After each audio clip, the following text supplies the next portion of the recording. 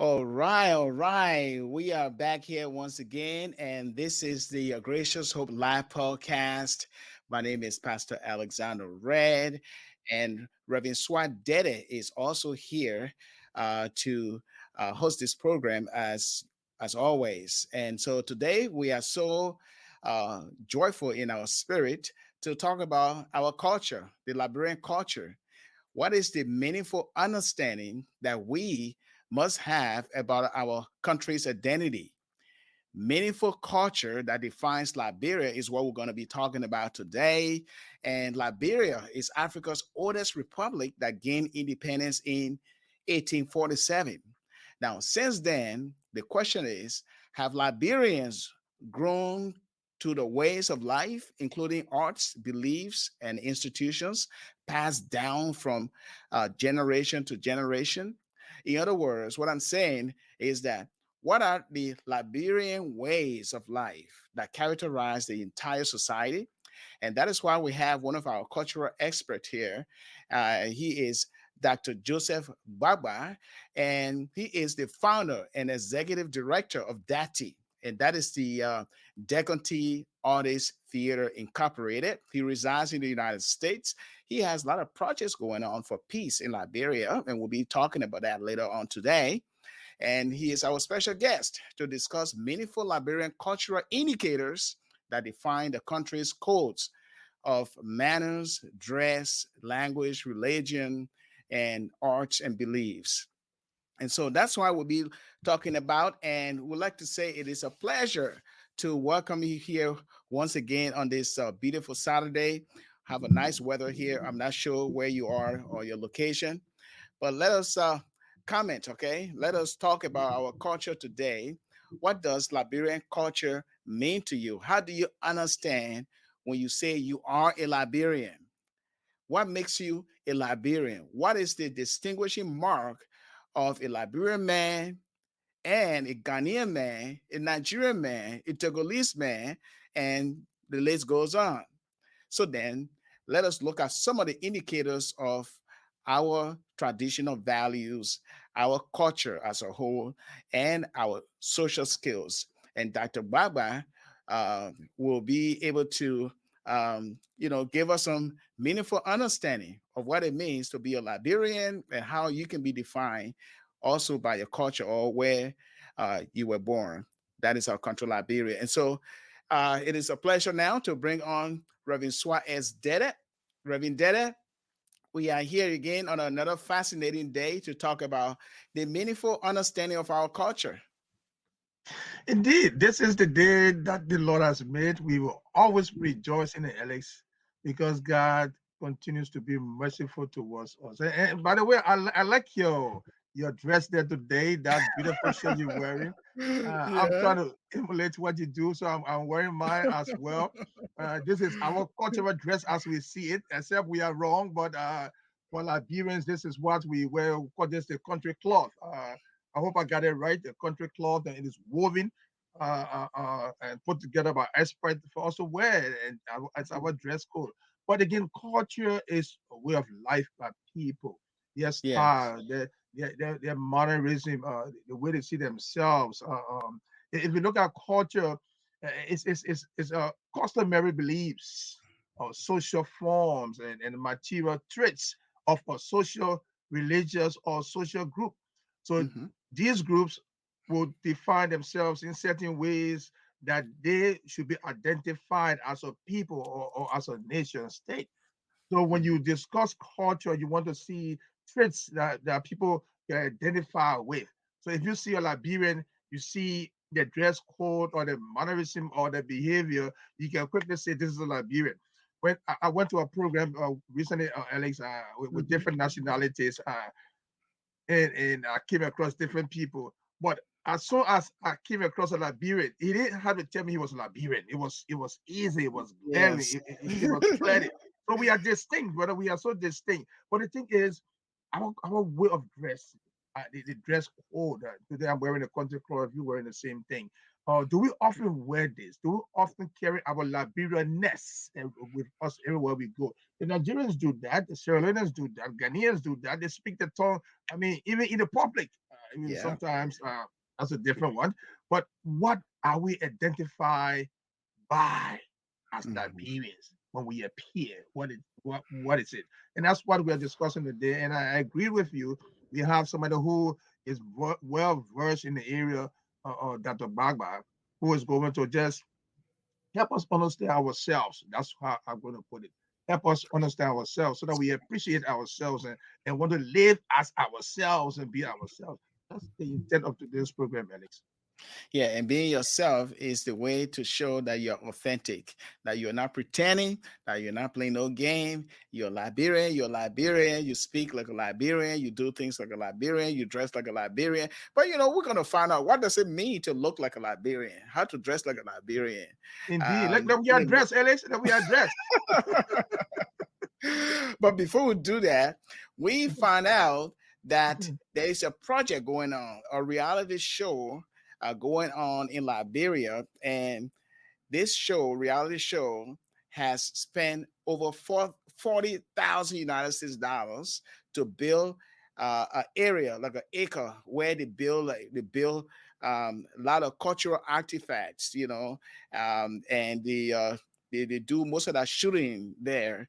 And I came across this video, but I can't let it go. And I'm going to let you see that first, and then our guest will be coming on. And this is a place that is looking almost like a village, people growing up, and they do a lot of reality shows or programs that reflect our culture and how the typical village looks, and how people interact, our social skills. They are all on display. And so I got this on Facebook, and so I decided to add it here to our stream so that you can see it and make your comments and see what it's like, to interact as Liberians and to make meaning of some of our traditional values that define us as one people and one nation. So let me play this now to start off here. Oh, village. Yes. This is great. And what is over there? That is.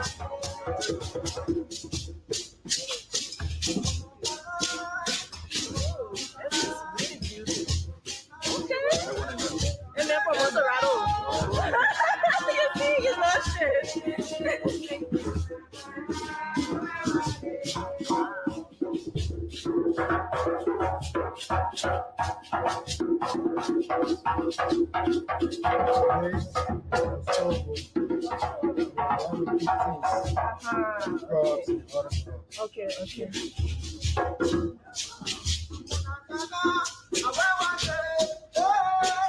Another one.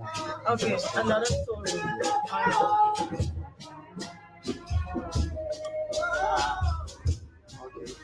This is squatter. Chief squatter. Yes, So can we go up there? Thank you.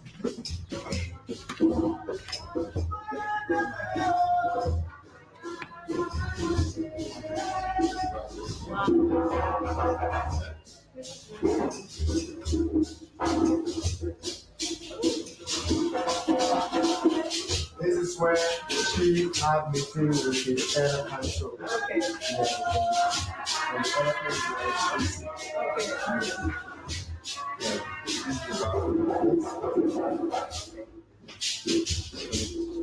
They can have a public meeting in here.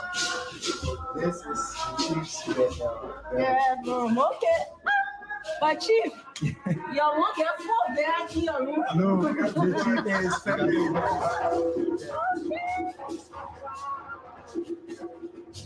So another room where the chief invited people to come and be. Yeah. So this is Sino in this place. Sino. Yes. So he invited someone to share. To live in the But why you invited Sino? because it is the village rules. To invite another county? Yes, a county to live within the quarter. And you chose Sino. Yes, so I choose Sino Okay. because of the relationship. The relationship you Yes, guys have. yes. Okay. So this is where you can stand to get a view of the village. Oh, village. Yes. This is great. And what is over there? That is We will get there. Okay, okay. We will get there. So this side. okay.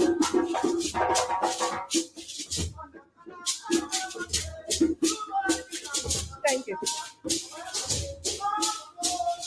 Oh, the king's God. The camera's on. You gotta put me. So this is another place where the chief and his villagers and the elders also had meeting. Okay. Yes. The chief sits there and then discuss with his elders and the entire village. You can go down.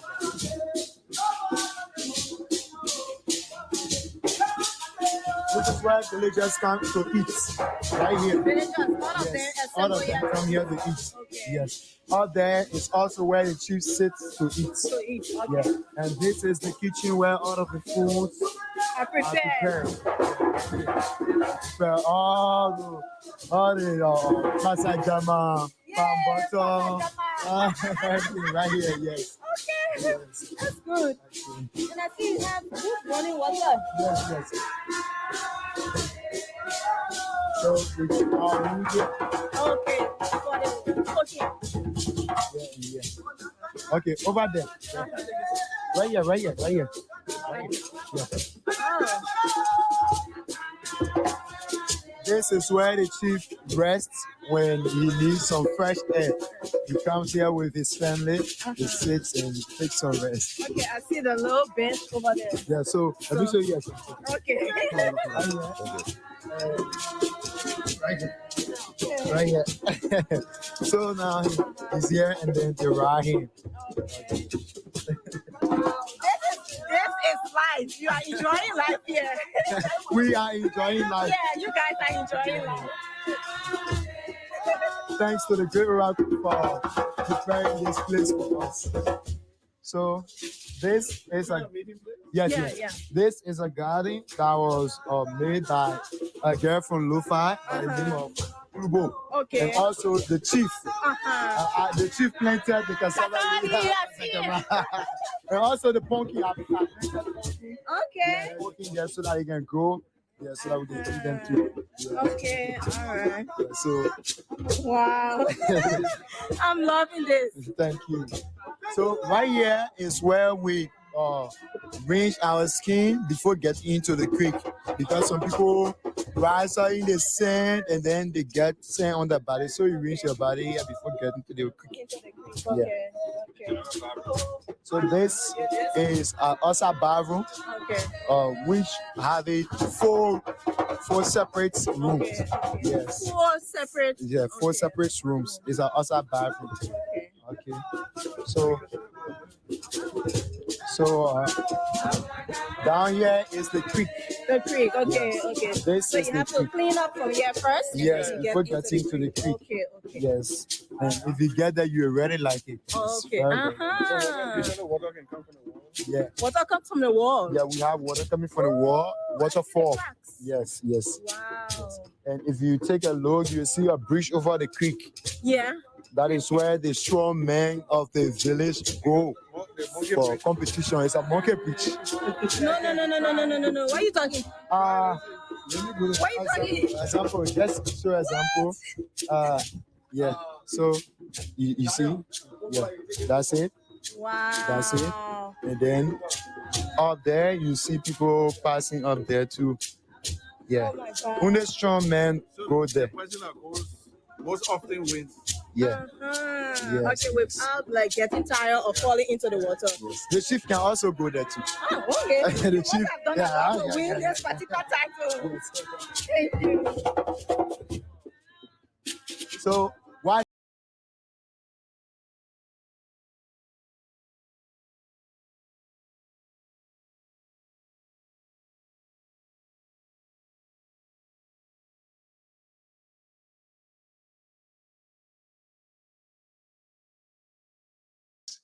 All right. Can you hear me now?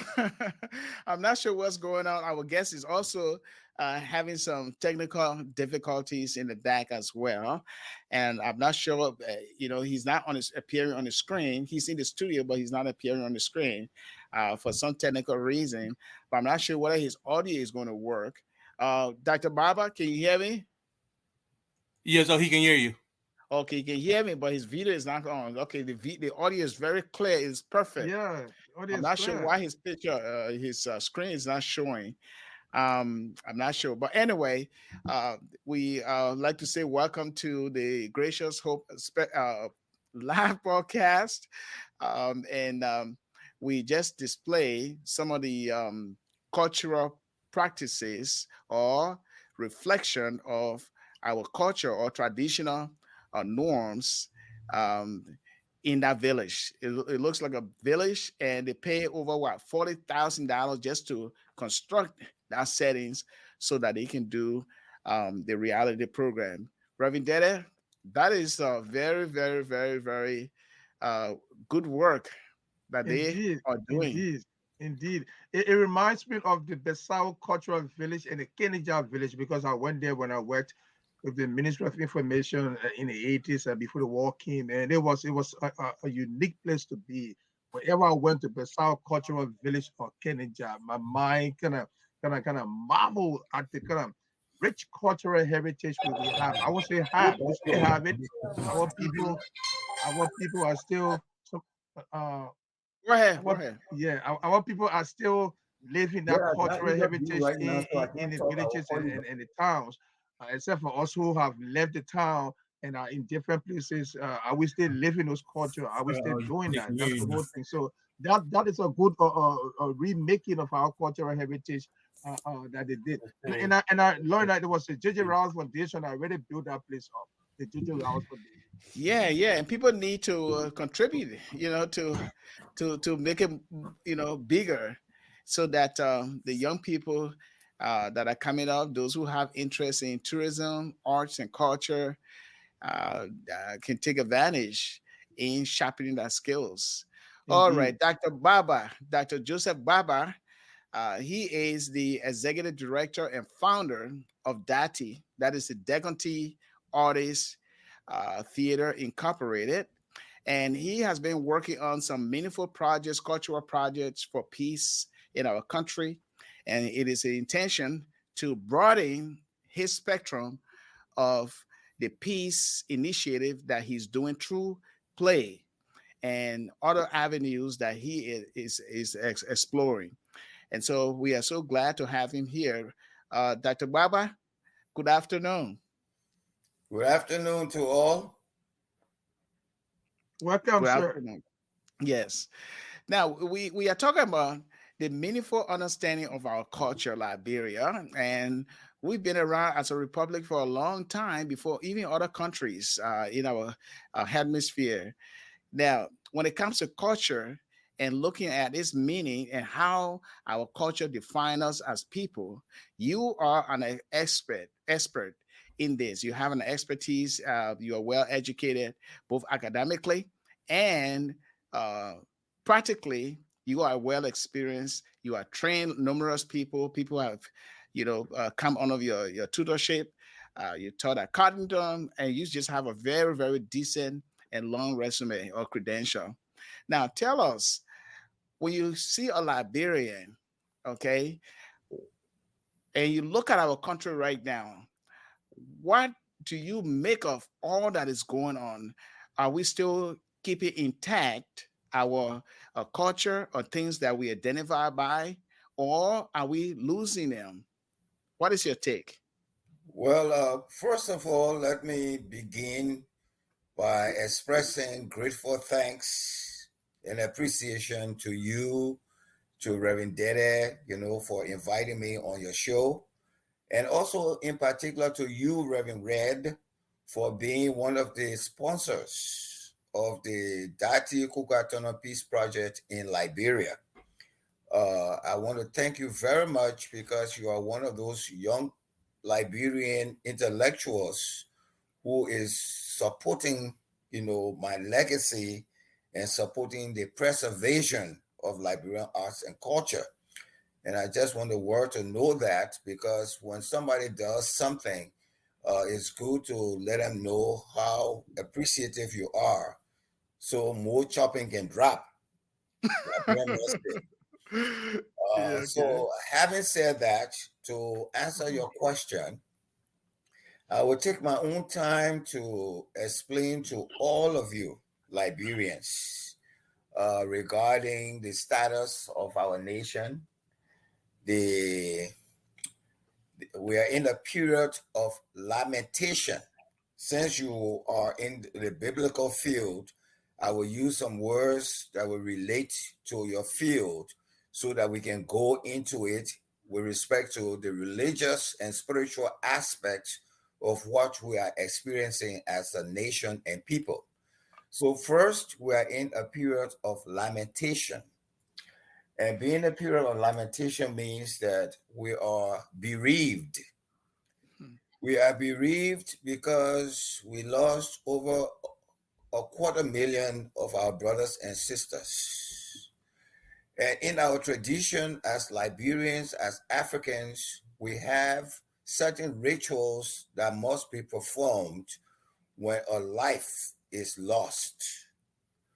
Unfortunately, that has not been done. So because it has not been done, it has risen to the level of a curse.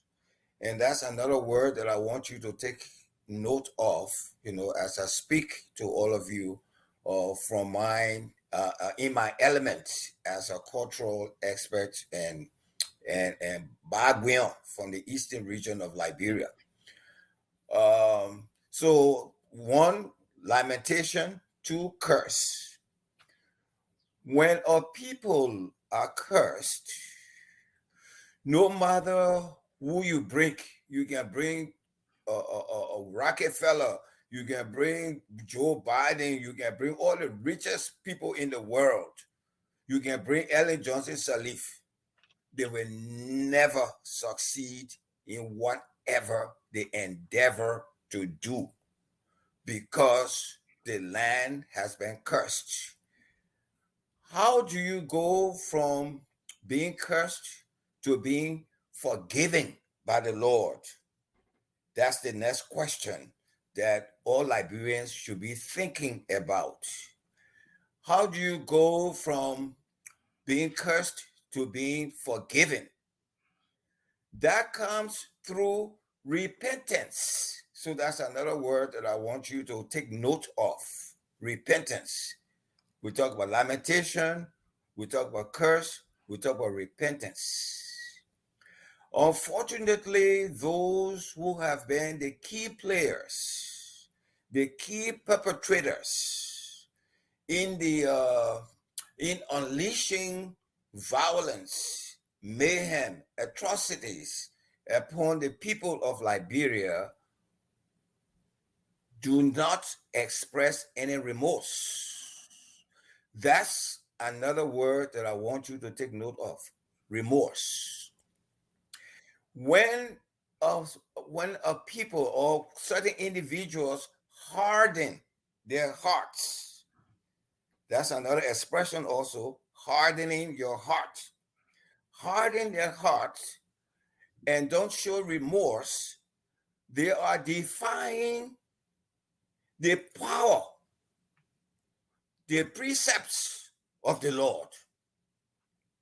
When a people openly defy the precepts of the Lord punishes those, he chastises those that he loves. Liberia is a beloved child of the Lord. Liberia is the land of the free. It supposedly should be the land of the free, but it's the land of the dead now because of all of these circumstances that I've just described to you in a nutshell. So this is where we are. Now, you see this, the confusion. Anybody that gets there does nothing. They just roam around the place. They steal. They do all those things. Those are things that people that are cursed do because they don't observe the precepts of the Lord. They steal. Stealing is a culture. That's not a culture of Liberia. That's not our culture. Killing is a culture. Those who kill most get bigger jobs in Liberia. And you expect the country to go anywhere? It's not going to go anywhere. You will go in circles until when we, the elders, those who know the traditions of that country, come on the ground and will make certain sacrifices before the altar of the Lord to request for his forgiveness before that country can go anywhere. Other than that, it's just zero. Let me just stop there now so that at least you can, assimilate what I just said and you can ask questions or whatever. Okay. Reverend Dede? That is a beautiful opening statement, I would say, to lay the situation that we are faced with down in the simplest way for us to understand. And someone who is listening to that, listening to what you just said, might find himself or herself in a very fearful mood in terms of where we are right now as a nation state, as a people. So my follow-up is that in the sense of repentance, you don't really see that. But how are we going to really come to that in a clear terms? Would you just break it down for us a little bit? We don't see it now. No remorse you talk about. Talk about some key things, the remorse, no remorse, the nation is cursed. We are in a state of limitation, which is all taken. How do we really bring ourselves to that place that we can repent of our wickedness so that God can see us as a nation and forgive us? That's a beautiful question. And I will take my own time to respond to that because again, as people in the business of theology, epistemology, talking about knowledge, talking about the essence of life and all of that. You will recall that in biblical times and even in our times, the Lord has always sent a messenger to his people to instruct them. Say, go and tell my people that they are doing this and they're doing that. That they should stop it because that's not my will. And they should do this if they want to be forgiven and if they want me to be their God and they be my people. And on numerous occasions, the people will, object to the messenger that God sends. This is what is happening in Liberia. What is happening in Liberia is that all those who get into power, whether it's Charles Taylor, whether it's Ellen Johnson Sirleaf, whether it's George Weah, they don't want to hear Joe Gbaba speak. They don't want to call Joe Gbaba and say, Dr. Gbaba, because I don't want them to even call me doctor because they envy the mere fact that I'm a doctor. That's the first thing. To say, Doc, you've been in this field for so long, this and that. What is it that we can do for us to go forward? They don't want to do that. Even the Alice Cummings and all, nobody has picked up phone to call me to ask me what is it that we can do to help our country go forward. And these are people who don't know the difference between A and bullfrog when it comes to the history and culture of the country. You cannot rule a people when you don't know the history and culture of the country, neither the history and culture of the people. So they are detached from the people. And so what are they doing? The only thing they're doing, they're concentrating on stealing, on material gains. But what did the Lord tell us? The Lord tells us that what good does it do for a man to gain the whole world and suffer the loss of his soul? They got no souls. How many times must Liberians be informed and or be reminded of several Liberian presidents, leaders that have no graves today, even though they try to gain the entire world and they lost their own souls? So what makes those who are in power now different from those who don't have graves, who thought they could get everything? But today their so-called mansions and things are nothing but rubbish and dirt and bushes. That's not the essence of life. The essence of life is how can you make life better for your people. So for those of us who have that knowledge and the expertise to direct them to do what it's supposed to do, they don't like to listen to us. And as long as the people in Liberia don't listen to what I'm doing, you guys will go in, you'll be in that situation for the next 100 years.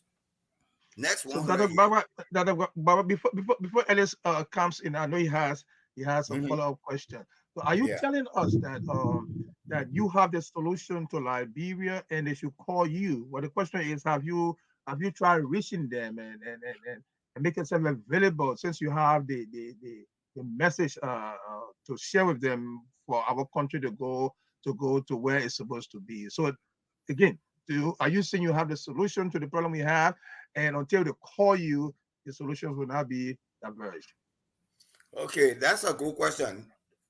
As an individual, I don't have the quote-unquote solution to the problem, but I have the knowledge to assist a group of well-meaning Liberians for us to come with a plan of action to address the situation in Liberia.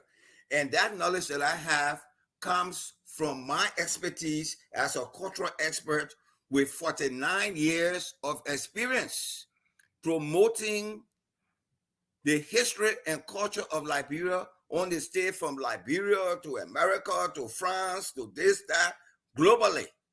49 years. Next year is going to make me 50 years. I'm going to be celebrating my 50th anniversary as a Liberian playwright and critical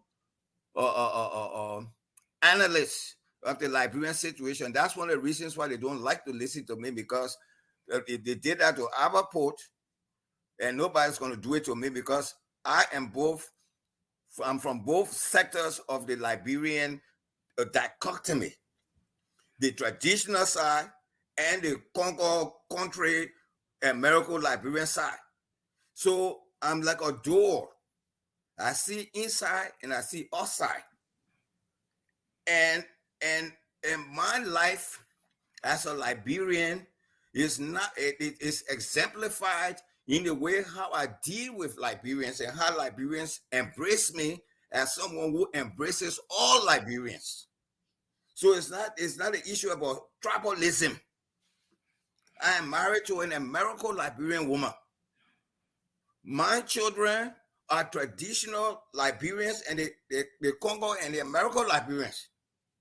And my wife and myself are celebrating our 40th anniversary this year to let the Liberian people know that nonsense about country and Congo, this and that pure nonsense. It's the politicians that do that.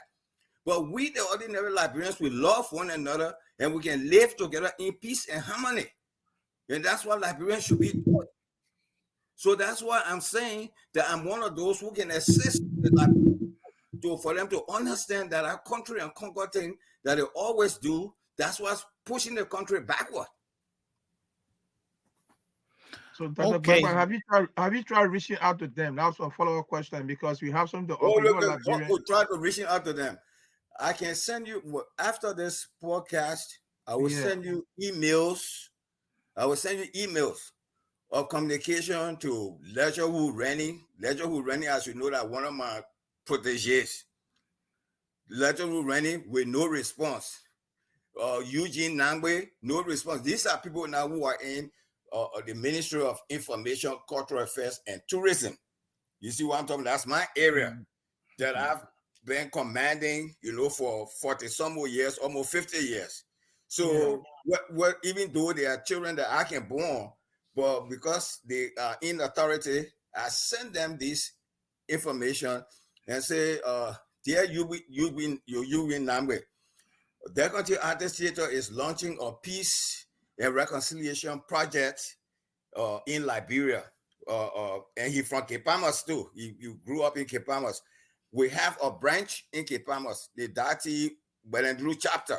So I told him, I said, we're having we're launching this project. We want you to grace the occasion as Minister of Culture and Tourism. He never responded. I have documentation to that. But the thing that gets to me is that those of you who are in the press, when I tell you these things, you don't follow up on it, and nobody reads anything about it in the newspapers and things. That an icon, you think any Nigerian or government official will receive a correspondence for Wolo Soyinka and not respond, and they just go like that? That's the kind of nonsense I'm talking about. That's the kind of lack of discipline, lack of respect for dignitaries in your country. And the people that you think are dignitaries and not dignitaries, they are the ones that got your country upside down. So it's not that I have not reached out to them. I reached out to UB Nambe, no response. And last year, we had the first, cultural festival in Kepamas, Maryland, with all the traditional elders coming from Benedru, they call it Old Town, all of that, the Grebo War dancers, this, that, blah, blah, the students marching in the streets and all of that of Kepamas. He invited a lecturer who running. He never responded. So it's not that I'm not reaching out to them. I reach out to them. But if they don't respond, there's nothing I can do about it, even though Ledger, who was the public relations officer for the Country Artist Theater during the wartime, when he was working with us and the public relations officer, this is somebody that I sent invitation to and did not even respond at all. So it's not that Dr. Gbagba, Eugene Nangwe and Ledger, who I just want to ask, but the follow-up begin. The political leaders you mentioned comments because we're trying to make sure our discussion is pointed in the direction where we pinpoint our cultural issues and where we are, how we promote it. So I'm thinking, you mentioned his name. Have you also reached out to him and the political leaders in terms of the message you have and the expertise you have that is available for our country? I know you're available. I have no doubt about that. But sometimes we need to reach out to each other. That is my constant follow-up. Have you reached out to comments? You mentioned his name, the president, and other political leaders who can really make a meaningful contribution to what you really want to do with that. Oh, that again is another one. I really appreciate it. Thank you for that. When it comes to Alexander Cummings, okay, now, okay, I can understand George Weah is a footballer. He didn't reach there, this and that. But Alexander Cummings now was somebody that when he came on the scene, I said, oh, well, this is a young man that, is educated. He got experience. Maybe this would be somebody that we can rally around. That was my initial, take. with respect to his entrance into the political arena. So I'll give you two examples. The first example was when the Grand Jury Association in the Americas invited him to be the guest speaker at one of their installations in Philadelphia. So I attended that ceremony. Now, just to tell you the link between me and Liberians, Cummings, he's a Cummings from Kepamas. My uncle, the late General George Solar Wiles, was married to a Cummings. So he's supposed to be like a cousin, in law, whatever it is. So I went there to give him that family support and all of that. So I went to the program and I walked to him and introduced myself. I'm a very simple person. So most times people just see the simple person. That's what they see, but they don't know who the person is, in reality.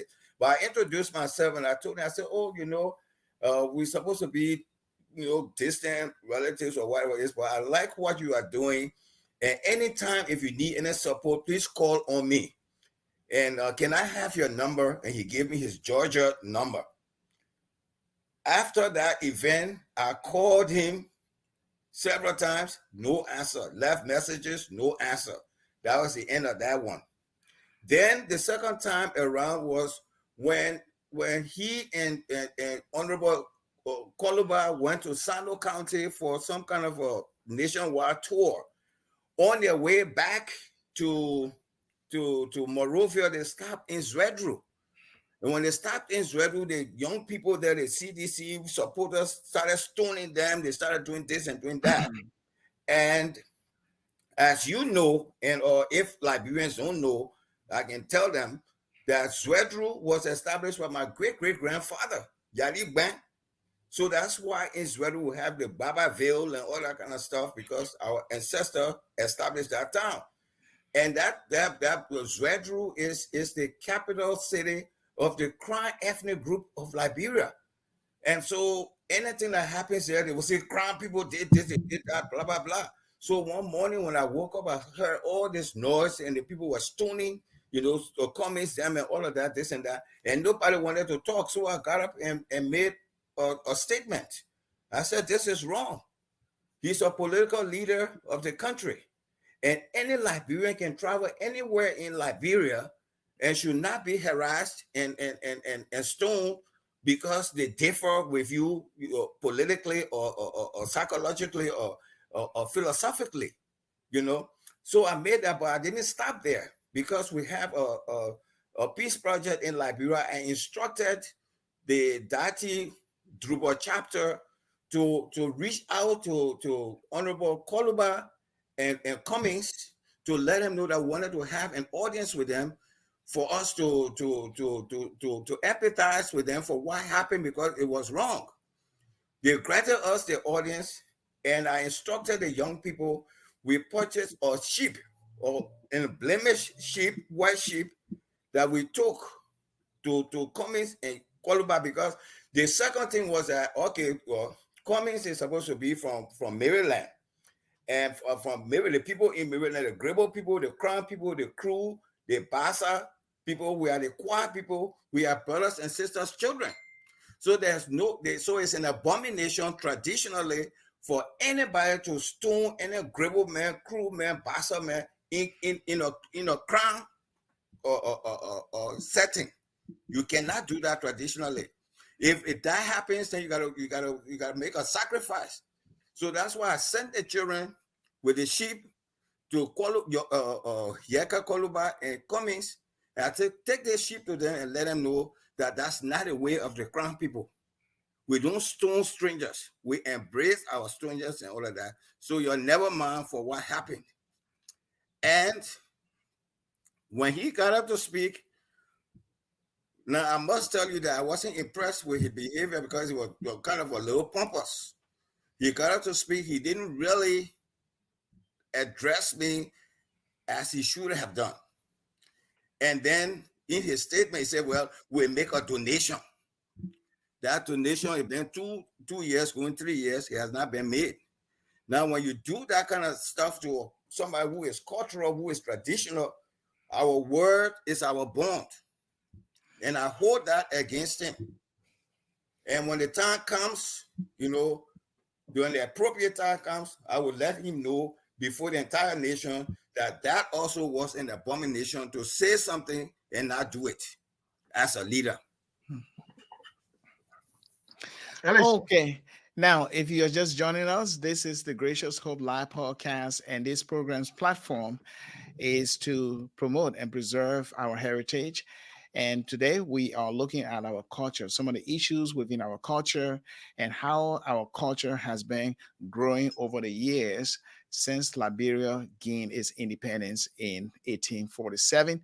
And our special guest here is Dr. Joseph Gbaba, a cultural expert, and he's also the executive director and founder of DATI, the Decanty Artist Theater Incorporated.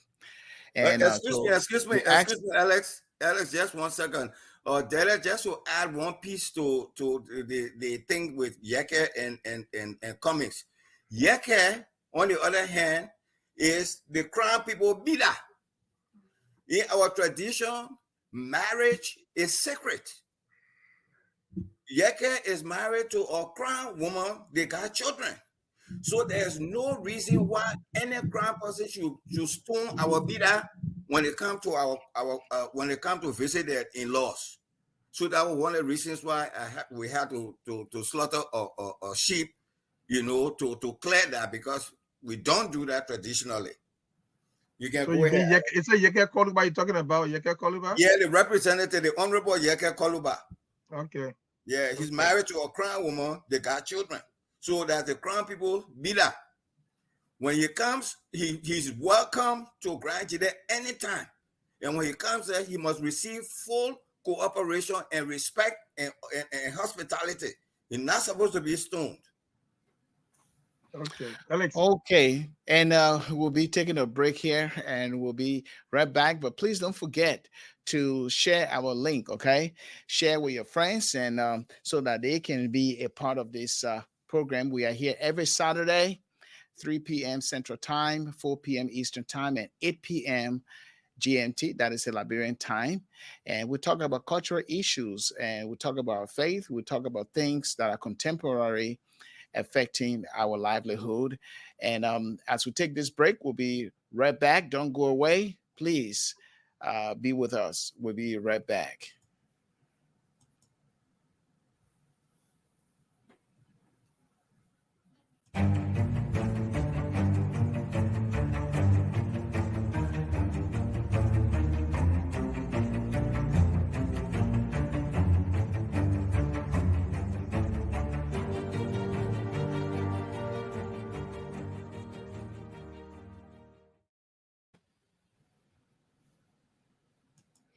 Okay, so we are back, and this is the last segment of the program, and we'll call our guests back in. But let us now leave from the individual perspective, and now we'll focus mostly on the society, the community, and the society as a whole.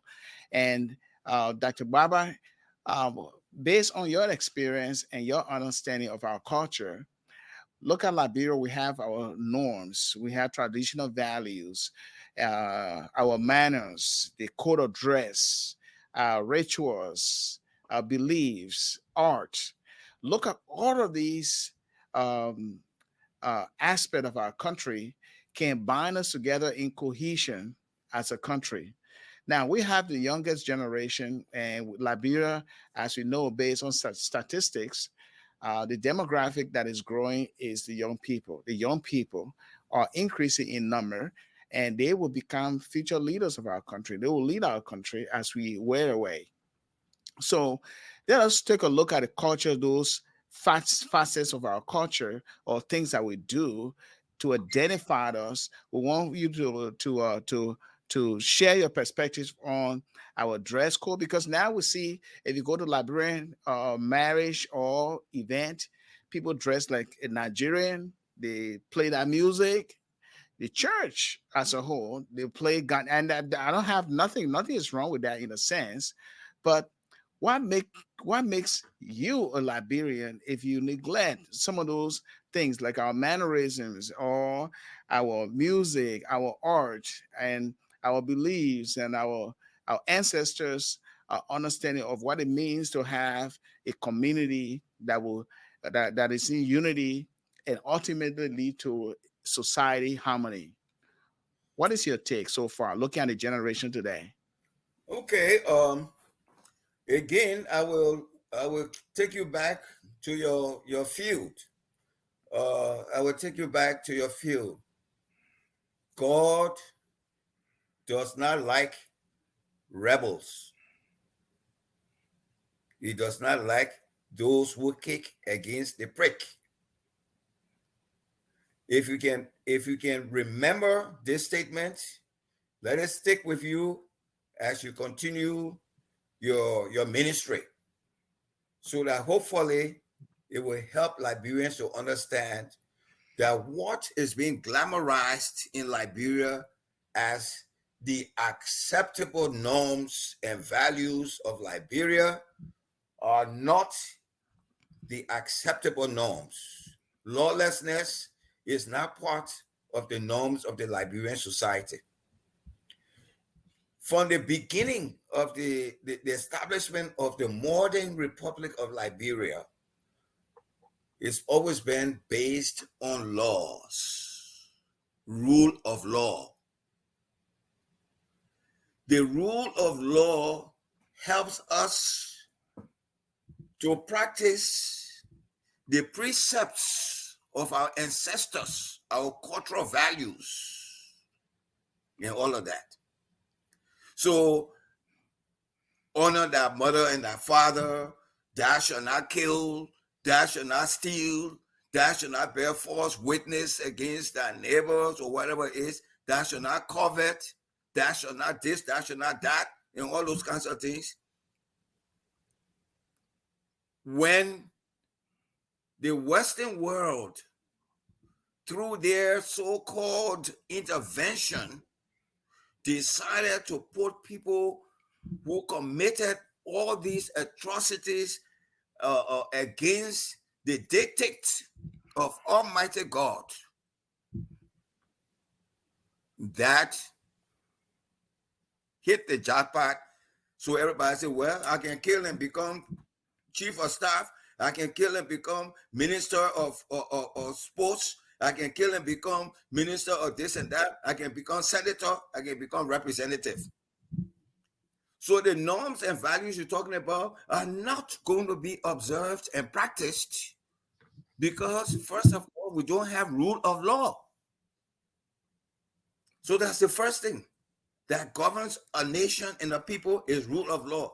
Why you think that the January 6th thing that took place in America, the American government is still going behind, grabbing all the people that went to the Capitol, putting them in jail and confining them, and even making the president to the former president to go to face court and all of that because of rule of law. They're setting a good example for the youth that you are talking about.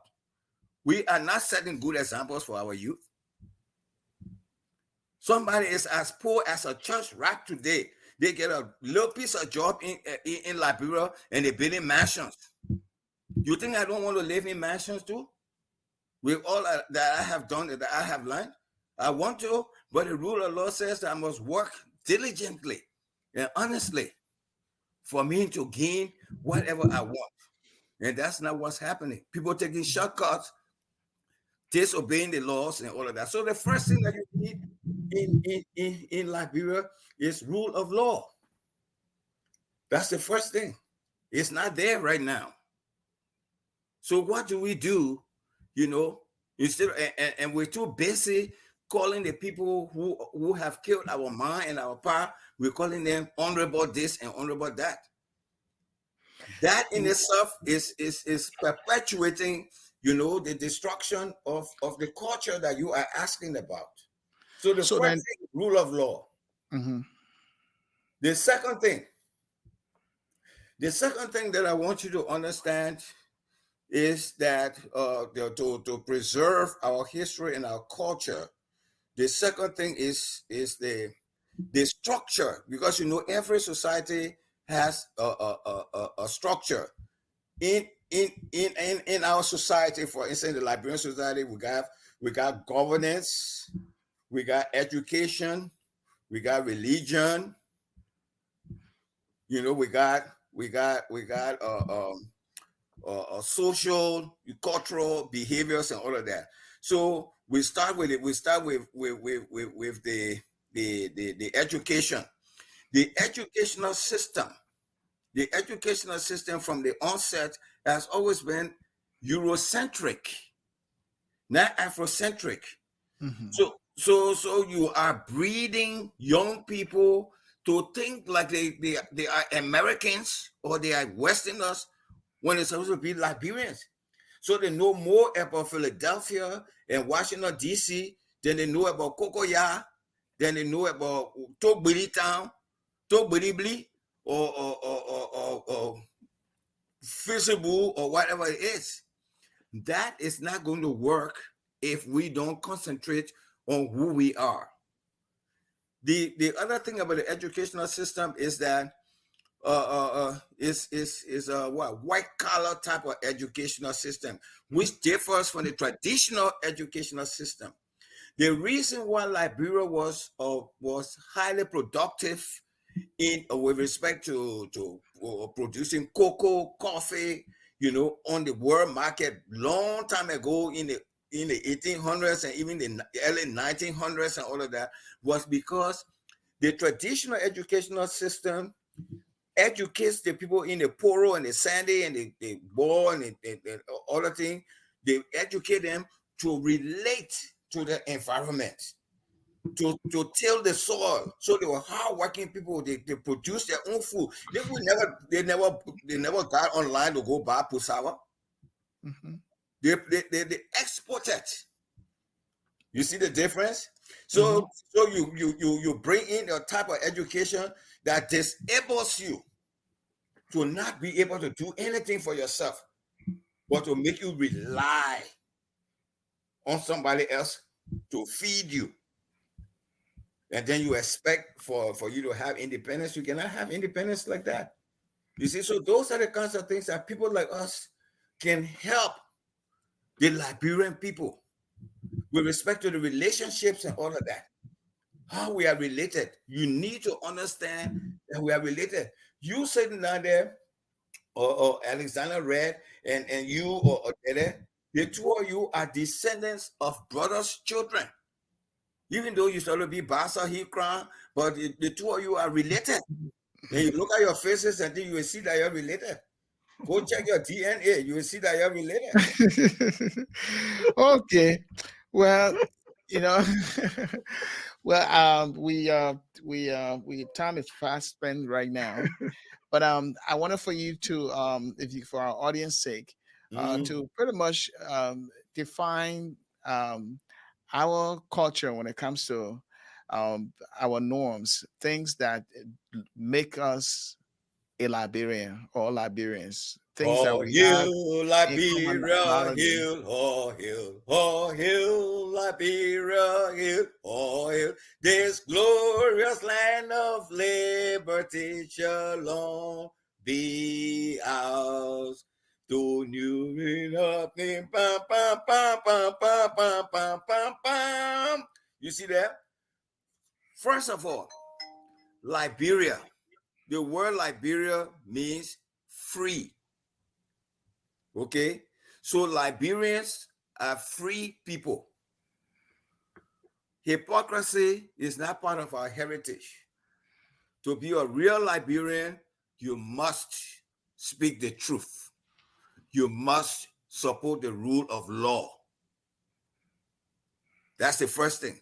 The second thing is, I want you to understand, is that Liberia is the Israel of the black race. It's the Canaan that God promised his people. That's what Liberia is. How did you know that? Or I how can you know, I back know that that up? I know that there are examples that I can give you to say that Liberia is the Canaan of the free of all free blacks. One, when the Europeans, when they had their conference, the Berlin conference and all of that, and they decided to split Africa into different groups and all of that.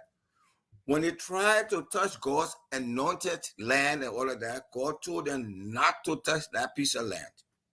They came all the way right there to Ivory Coast. They came to Guinea. They went to Sierra Leone and all of that, and left that piece of land free. Free. And then he sent his people back from slavery, sent them back to Africa. They went to Sierra Leone. It didn't work until they reached the land that God had promised them. And based upon his blessings, Liberia became the first independent African nation next to Haiti. That in itself should let Liberia, and then the founding fathers of Liberia proclaimed that Liberia will be the land of all free Negroes, all free blacks. So I want to let those who think that they're more Liberians than the people that come from Ghana or Nigeria or Sierra Leone to live in Liberia, that piece of land, it belongs to all free black people. That's what Liberia is. Okay, well, we'd like to, thank you so much for sharing with us the knowledge of our country, its culture, its people, and some of the behavioral trends or issues that you have expressed. I believe that our audience will take them and make sense out of them, and also find a way or pave a way so that we can unite as people of one commonality, and that is true love for our country, which is patriotism. Any final word before we depart? Yeah, my final word would be that I want to wish all Liberians a peaceful and safe election period. And also that they should, not vote because of tribalism, ethnic connections, but they must vote because of the platforms that the candidates will present to them. And in those platforms, they should examine what is there for them with respect to health, transportation, education, job creations and all those kinds of things. And also that the only way we can go forward is for us to promote the rule of law. Great. Thank you so much. It was a pleasure having you as our special guest, Dr. Gbaba, and we look forward again in the future to expand more on this conversation regarding our culture. Thank you. Thank you so much. I really do appreciate you too, gentlemen. You did well, and I appreciate the invitation as well. Thank you, sir. Thank you as well. Well, if you just coming in, we're about to depart. But we'll be back here next Saturday, the same time, 3 p.m. Central Time, 4 p.m. Eastern Time, and 8 p.m. Liberian Time, we'll call GMT. And Reverend Swat did it, and I will be back here. But don't forget, tomorrow is Sunday, and we'll be bringing our sermons tomorrow. Reverend Dede comes on at 5 p.m. Eastern Time, and I'll be here at 3 p.m. Pacific Time. Until then, share our link with your friends, your families, and your relatives so that they can be a part of this program. Until then, we'll see next Saturday.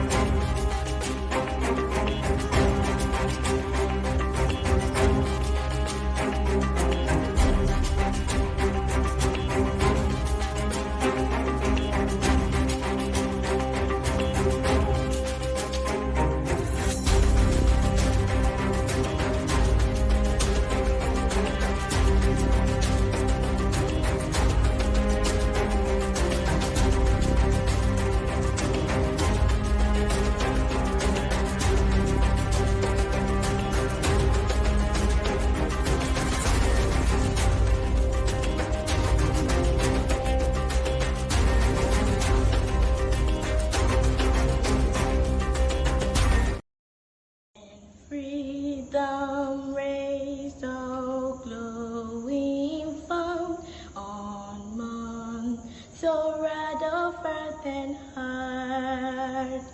She sat within her doom of night, made lowering stars and thunderstorms, the stars of liberty, and ceasing from the waking moon, it burned as you had golden flame. She lifted in her proud name and rise a name.